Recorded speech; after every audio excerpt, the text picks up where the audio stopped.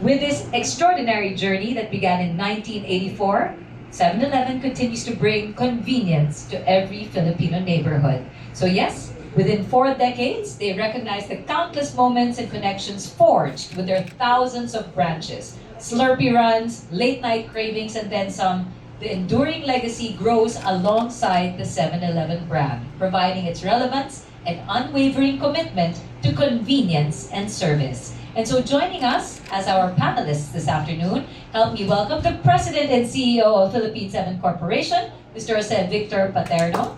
Hi, sir. Please take your place in front. And also, Head of Finance and Accounting Services Division and Investor Relations of Philippine 7 Corporation, we have Mr. Lawrence De Leon. So Lawrence, let's get comfortable in front. But for now, to begin his welcome, would you like to do it seated, sir, or here by the podium? Oops. I think Okay, here we go. Ladies and gentlemen, to begin with this opening message, we give you Mr. Jose Victor Paterno.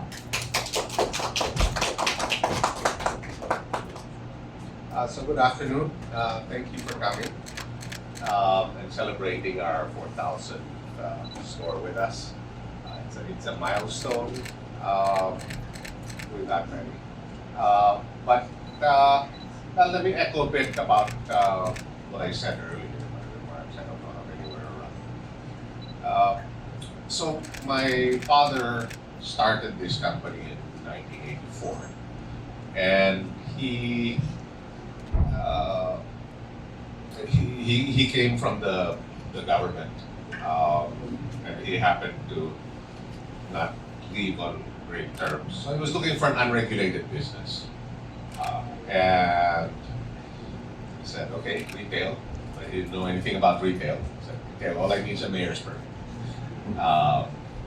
And so he sought, together with my uncle and another friend, the license for the Philippines.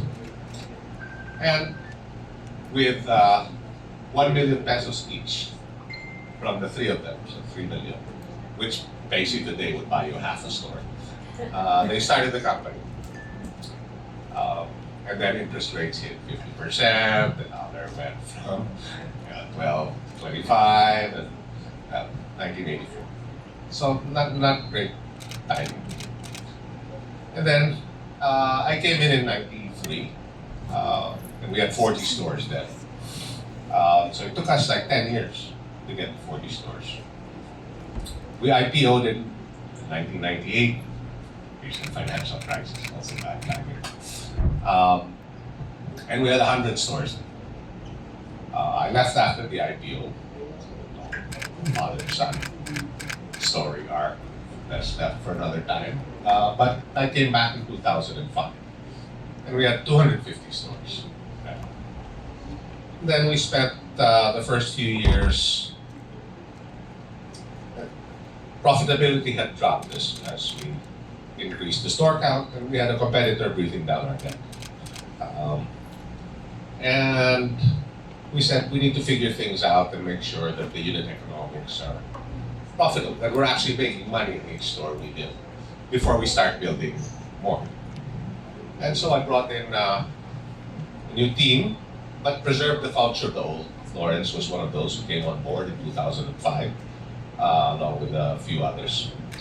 And we spent the next couple of years figuring it out. And I won't bore you with fixed planograms and all of that stuff. It's very deep. But we looked like we were standing still. We weren't building stores. So investors were saying, what are you doing? You're not doing anything? No, we're working hard. And then once we got it right, every year, 20%, boom, boom, boom, boom, boom. And then they started saying, whoa, you guys must be working so hard. I said, actually, no, not really. When we were working hard, you thought we weren't doing anything. Now you're just seeing the results of that, because it's just a machine. It just keeps going. And really, most of the work we did was about preserving the culture, taking care of one another, having parties, Christmas parties. Because the culture is the bedrock of that. It's what my father passed on. He passed on that culture of integrity, malasakit, being the neighbor you can count on. And I'm grateful for that. That culture was tested, and our model was tested under COVID. I think we all had a hard time. The Philippines was the worst managed COVID situation, and I studied it quite closely. I think we all know that. And we were the worst performing licensee in the 7-11 system. Today, we are the best performing licensee. But I always say, versus 2019, not versus 2021, versus 2019. And I said, that's because we were the worst performing licensee. That meant, like in 2005, we actually sat down and had to work hard and say, we need to build a new machine, this is broken. And we did. And we said, it's going to be different, this pandemic will end, but it will be a long time. Because it will be a long time, it will be different. I don't know what it's going to look like. I don't think anybody does. But we need to prepare to be the first to respond to that difference. So what is that difference? In 2019, Visayas and Mindanao were not as profitable as Metro Manila and Luzon. Today, they are 2 to 3 times as profitable. Because I think work from home from the US led to outsourcing in the Philippines. So we scrambled to grow in this way. And fortunately, we had the supply chain to be able to do that. So we actually have very few competitors outside of Luzon. It is very hard to go outside because of the logistics. Convenience stores need delivery every day. Well, another thing that's changed is digitalization. We're a big cash-in business. GCash has gotten very large. And so now we have to look for other digital services. We rolled out the cash recycler ATMs during the pandemic, early 22, but we worked on that deal before that. It's been when it was still rolling out, it was our most requested new product. Because in many small cities and towns, we knew this because we had to drive 2 hours to deposit to the nearest bank. Now we just deposit to the ATM, and customers are now able to avail of financial services. So we're looking at more things like that. And of course, that drives traffic. It also keeps our stores safe because now they're not sitting on a long weekend, they'll have 5 million pesos in cash. Christmas, maybe 10. Because banks are closed for 10 days. You are at great risk. And the store manager is that great temptation. So I'm proud not just of where we are, but how we got here. During the pandemic, I think we had the fewest layoffs. We had practically no layoffs. But I did tell my people, I said, nobody's getting a salary increase. That salary increase we said last year, no. Because we cannot increase salaries if we're going to lay off people. We have to stay together as a family. Because when this ends, we will grow again and we will need that culture strong. The other thing we did, and we were the only ones to do this, I know, is we financed our franchisees. We gave them loans so that they could stay open. And both employees and franchisees remember that. Remember how we stuck together. And it's really why we have the results we have today. 2023 was 70% up the previous high, which was 29. So with that, it took us 40 years. 10 years for the first 40 stores, another 10 years for the next 200, and then 10 years for the next 1,000, and then 10 years for the next 3,000. So hopefully we'll continue that kind of exponential. Thank you. Cheers. Thank you for that opening statement, Mr. Paterno. And now to our friends from the media, the floor is now open. Let's get comfortable, Mr. Paterno. Now open for questions, please. There is a microphone on the floor. Raise your hand and state your name, publication, so we get to know you. And please fire away questions for Mr. Paterno and Mr. De Leon, who is the head of Finance and Accounting Services Division and Investment Relations. There we go. Hi, good afternoon. Hello, good afternoon. My name is Alden Monzon from the Philippine Daily Inquirer. I would just like to ask, what does the 4,000 store milestone signify in terms of PSC's market leadership, and also what is driving the expansion, sir? Thank you. So the last 3,000 store. Yeah, I think we tend to celebrate every 1,000 stores. And well, we did open our, was it open? With our 3,000 store? Yes, So, 2021. so we didn't really celebrate that for obvious reasons. So we missed the 3,000, so we said let's get the 4,000 more special because we were in the middle of a pandemic. But what is driving expansion? Vismin, we're like expanding like crazy. We were the first to see that trend. It only happened, it became clear in mid-22. We said they were already outperforming during the pandemic. But in mid-22, we said, ayan, babalik na sa Manila yan. So, wala yun. And then, okay. Why then? Okay. Couple months, and we said, okay, let's go. Let's start building stores. And today, we can't build them fast enough. Half the new stores this year will be in Michigan, and more than half next year. Thank you and congratulations. Go ahead, please.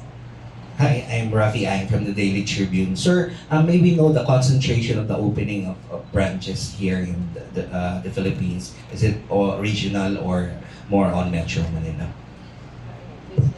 No, it's we're growing outside. The demand is outside. Metro Manila has plenty of stores. We have 1,000 stores in Metro Manila. And it's also where competition is. In Lisbon, we're the only ones with the logistics network. We have 23 DCs. It's pretty hard to replicate. It takes a long time. We started in 2012 in Cebu, 2014 in Davao. But are you concentrating, just to follow up that question, are you concentrating on key cities in Visayas and Mindanao or even outside cities? Outside cities, even outside cities. Thank you. Go ahead, thank you. Hello. Good afternoon, sir. I'm Edoy from Business Mirror. Sir, two questions. First, congratulations on the viral video, Tate Albert. Very good. And how does this reflect the direction of 7-Eleven moving forward? And my second question is, with your opening of the 44,000 store, how do you plan your further expansion, particularly in underserved areas? I'll let Lawrence address Yeah. the viral video. I didn't know about it. I didn't know. Well, but I think the viral video can be further addressed by PAL, our marketing communications. But going back to the market development plan, so we are very encouraged with the sales performance of the new stores. So we are aiming to open 450 this year. So we're already more than half of that, 270 stores at the end of the first 3 quarters. So we expect to end the year with 4,100 stores all over the Philippines. And we are very encouraged by the results as well. That's why for next year, 2025, we are aiming to at least open 500 new stores all over the Philippines. So for this year, most of the stores are located in the residential clusters since the pandemic changed consumer behavior. But recently, we are seeing growth resuming in Metro Manila. That's why in terms of market development plan, new stores are also anticipated to open for next year, 2025, out of the at least 500 new stores for next year. Commercial areas also, sir?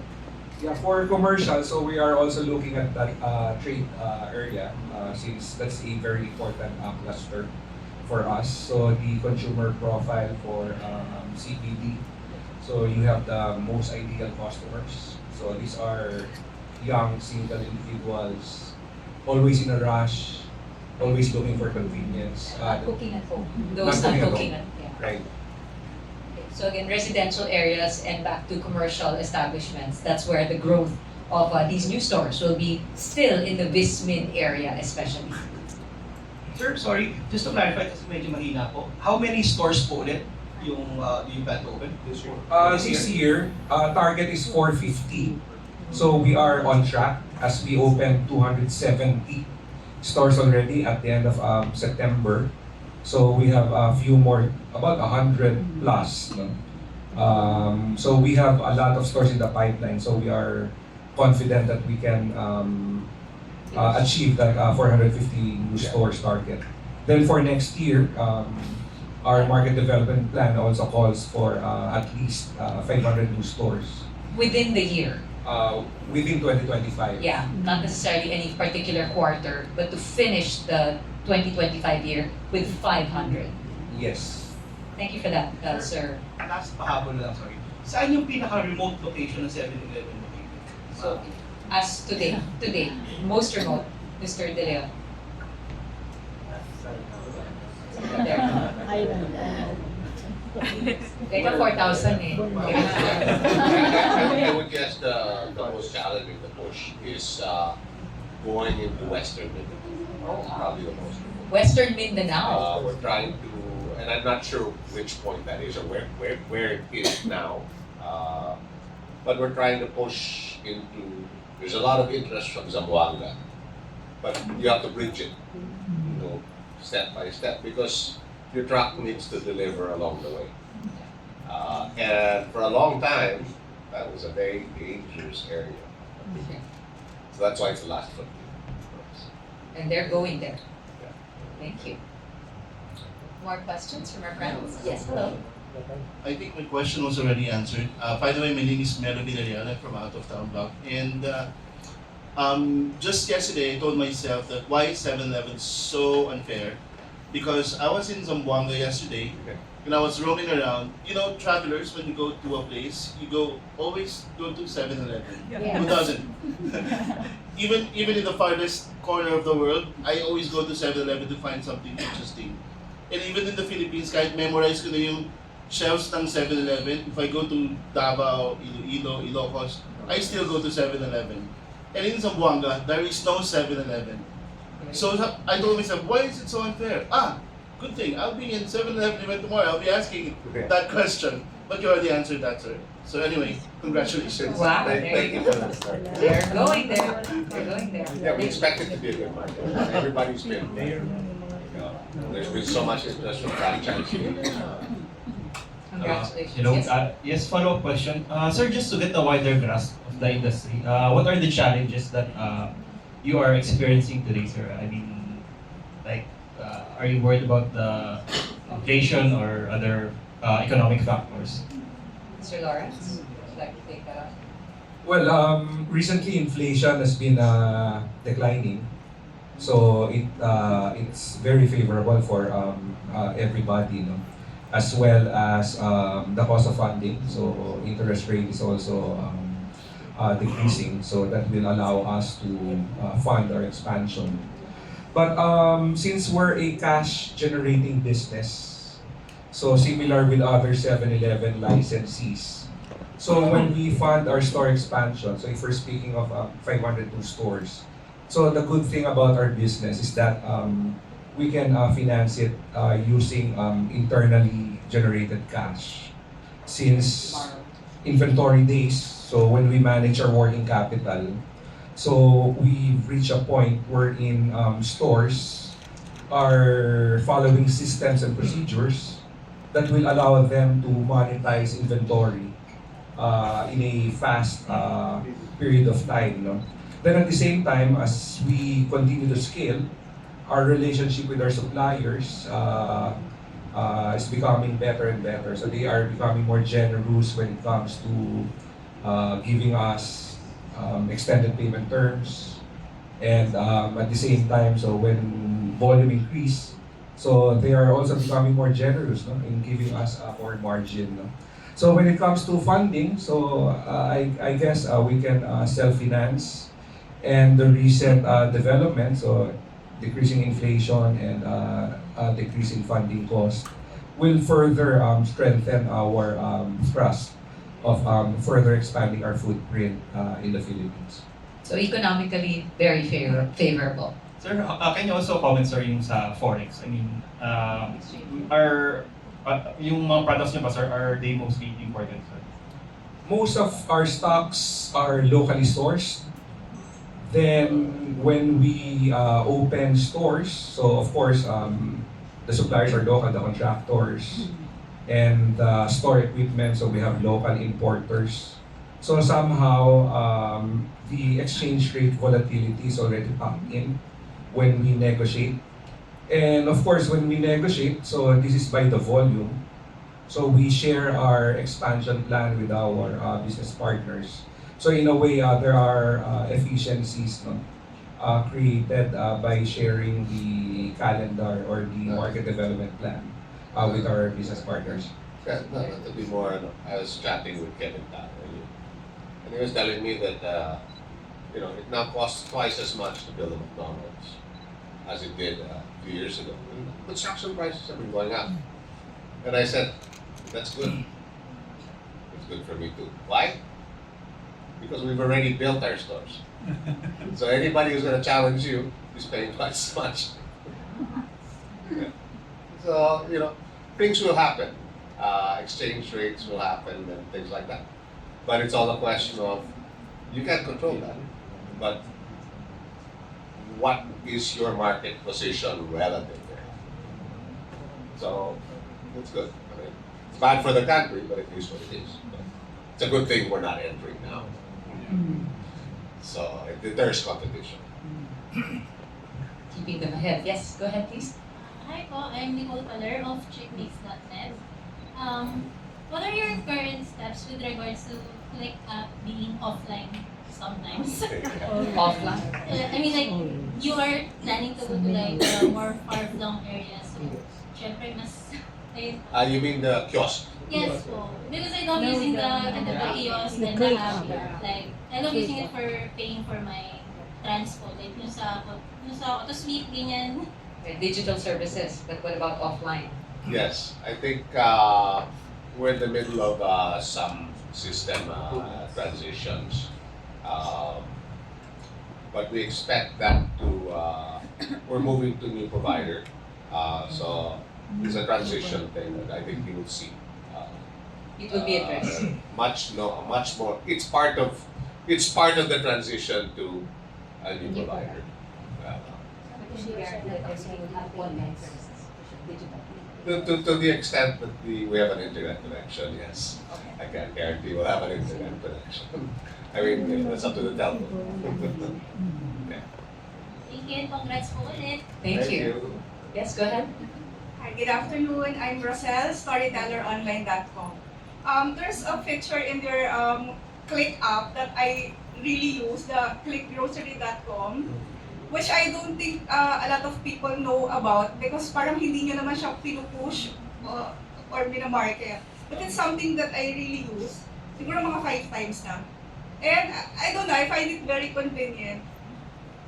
Pero I'm curious, since parang hindi naman siya widely known by people, how is the clickgrocery.com contributing to the profitability or the sales of 7-Eleven? And is it something that moving forward on your 40th year, is it something that you would like to push for the people to use that feature? I Like think that's a to- very perceptive question. So that started during the pandemic too, because people were shopping closer to home. Since the pandemic, if you look at the Nielsen numbers, supermarkets have lost 800 basis points of share. 800 basis points. It's huge. In the US, it's at least 400 basis points. So I can tell you, almost none of that is online. Right? one of our independent directors was the CEO of Lazada Philippines, Ray Alimor. He said, yeah, grocery online in the Philippines is fragmented. If you think about the unit economics of grocery, you have two ways to do it. You can deliver from your store to the home, or you can deliver from the warehouse to the home. It's cheaper to deliver from the warehouse to the home if after you've built up millions of customers. Usually about, in the UK, that's Ocado, that took 10 years. And we said, no, but we can deliver to the store because we already have a warehouse. The problem is that what we have in the warehouse is chichirya. and we don't have enough what people buy yung normal weekly shop.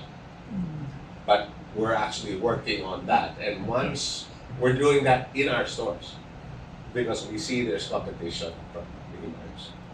So we're changing the assortment in the warehouse. When we do that, we hope that you can use it like every week and pick up at the store.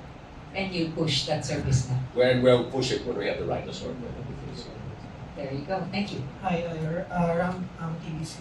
I just want to ask you, earlier this year, you made the statement that the 4,000 store milestone can be expected by end of Q4. What are the major factors that you primarily attribute the early realization of this goal to?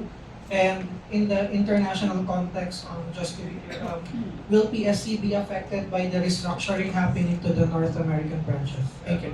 All right, I was wondering when somebody would ask that. Yeah, so you're not seeing just a restructuring in North America, the closing of 444 stores. This is public knowledge. You have an actual bid initially for 39 billion to buy from Circle K, its arch rival in the US, to buy 7-Eleven, the company. So somebody with 15,000 stores, 20,000 stores, with a $40 billion market cap, trying to buy somebody with 85,000 stores. Audacious bid, but it was a 20% premium to the stock price. So then the Japanese are undervalued. You think about a higher price. I think 3 days ago, that price came back. 4 days ago, last week. I was in Las Vegas last week. And this was the talk. It was the NACS, it's a global convenience store organization, which I happen to be the chair of, or I am the outgoing chair. The incoming chair is was the CEO of Circle K. But neither he nor the 7-Eleven CEO were there. And so what happens is when you're not there, people talk about it. And everybody was like, what's going to happen? Is this bid going to go through? Because 7-Eleven and Circle K are the biggest players in the US. And I don't know what will happen. I don't know anything about it. That's why I can talk about it. But I can tell you that it's shaking up things. We don't care. I said, investors ask us, what will happen? What will happen to you? I said, I don't think it will happen. But if it happens, it's okay, they're my friends also. Mr. Paterno, just to jump on his earlier question, what made it super fast? Because it was supposed to be at the end of fourth quarter, but it's only October and it's already up. So what? Yeah, go ahead, Mr. Lawrence. The Taiwanese directors are not available in December. Yun na, kaya. So we did it earlier in October. But our official store count at the end of third quarter is 4,022 stores already. Wow, there you go. Thank you for that question. Yes, go ahead. Hello, sir. Hello, sir. Briggs Dennis from the Philippine Star. Sir, I'm just curious about your franchise model. So how does this evolve over the years and what opportunities does it offer to current and potential franchisees? We started in 1999, something like that, or 97, 96, the franchise. It took us a while. So I'm on the board of the Philippine Franchise Association. I think if somebody starts out franchising right away, don't touch that. He's just trying to use other people's money and learn on your money. I think you have to prove the model on your own money. And then you can offer something of value to others. So the evolution has been, we had the investor franchise and the industrial partner franchise. And both have evolved over time. We have a lot of interest. Usually the further away you are, the more likely you are to franchise because you're hardly ever there. Like in Zamboanga, there'll be a lot of people applying for franchises. And we want that because I'm not going to be visiting that often. I can see the stores. It is evolving. We continue to look at ways to improve it. To align incentives. Franchising about aligning. How do we both make money in a way that makes the customer happy? That's the challenge. Sir, aside from your Pasay store, you also opened your New Angeles City Pampanga store, sir. And what's interesting about this is you will be powering this with renewable energy. So, with this, sir, anong company, sir, yung tinap nyo for this renewable energy supply or for the installation ng mga solar panels? And do you have plans to expand this initiative to other 7-Eleven stores across the country? The solar panel was supplied by the company of Teddy, Wenceslas. So it's like a startup company. Okay. It was finally we're testing several systems, but that one happened to be from the company of the former head of real estate, who was since retired. But we're testing many solutions. We will probably be doing it when we have a roof. We don't always have a roof. So, sir, first 7-Eleven store niyo, sir, ito na powered by RE? I think that's we're not sure about that. We'll check if that's the first one, if that's the first initiative, because there are several sustainable initiatives that we're doing. So, for example, the rain catchment. So there's a separate facility to store rainwater, no? To also minimize our utility cost and at the same time recycle water. No? So I think this would be the first one, the one in Friendship Avenue, wherein solar panels are stored in the roof. Thank you, sir. And hopefully this is the beginning of many more sustainability efforts. Huh? Yeah, but one thing that was actually highlighted so I'm on the board of the Makati Business Club. And they held this agriculture summit, food security summit. The Secretary of Agriculture was there. And so I got and I was on a panel with the founder of, I think it was Mayani, and then Brian Hu, formerly of Grab, but Sarisuki. And the realization was that, their farming is obviously a very important sector. Food security, especially. What are you going to do if there's a naval blockade in the South China Sea when you import 90% of your rice, right? So food security is important. And there was this realization that logistics was a big, that's what Brian said, and that's what they said. We have demand, we don't have logistics, we have to fill it. I said, well, actually, we got this little project, not so little anymore, with card microfinance.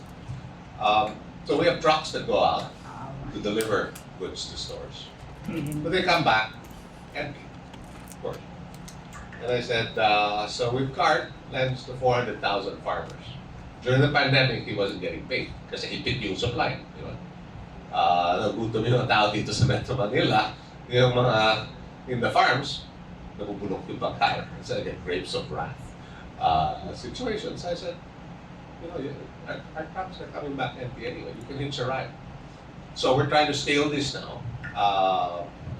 And not only do you help the farmer, you actually get rid of the carbon footprint because the truck's coming back empty anyway.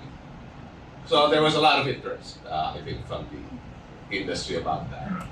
And I told Doc Harris that, Doc, I just did some numbers because the middleman makes so much. I said, if you can fill all the trucks going back, you'll make 25 billion pesos a year. Less spoilage. I don't know what spoilage is. So it's, yeah, that's how big the segment is. So, we'll see it. We're not making any, that's, yes, I said, we don't really want, I don't know anything about farming. Pakilala na lang kita sa mga tractor. Para kumita sila, kung kumita sila, they'll lower the prices to us. So we benefit indirectly. It's a win-win situation. It's a win-win situation. Thank you. We have time for one last question, friends from the media. Anybody else who'd like to wrap it up? Or with that, may I ask my two gentlemen to have a final message for our friends from the media, please? Wow, what a press conference, very loaded. Lots of info. I'd like to begin with Mr. Lawrence. Well, once again, thank you for your participation and interest. No? So unlike the previous celebration, so this 4,000 store celebration is actually a week-long event. In fact, this coming Friday, we will be bringing over around 20 analysts based in Taipei. Since we wanted to share the beautiful growth story of Philippine 7 also to the investing public in Taipei. No? So our parent company, President Change Stores, are becoming more optimistic about the future prospects of Philippine 7.